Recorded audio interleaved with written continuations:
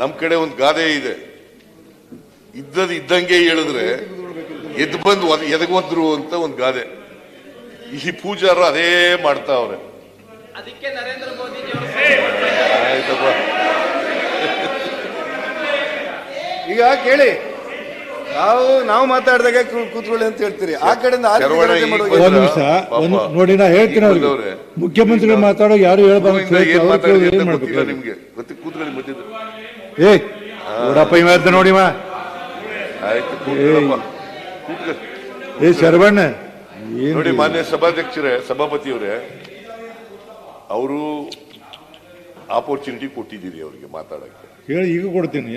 ಈಗ ಮತ್ತೆ ನಾನು ಮಾತಾಡಿದ್ಮೇಲೆ ಕೊಡಿ ಅವ್ರು ಕೊಡಿ, 100%. ನಾನು ಏನ್ ತಕರಾರು ಮಾಡಿ, ಅವ್ರು ಏನ್ ಕೇಳಿದ್ರು ಅದಕ್ಕೆ ಪ್ರಶ್ನೆ ಉತ್ತರ ಹೇಳ್ತೀನಿ. ಗೊತ್ತಾಯ್ತಲ್ಲ?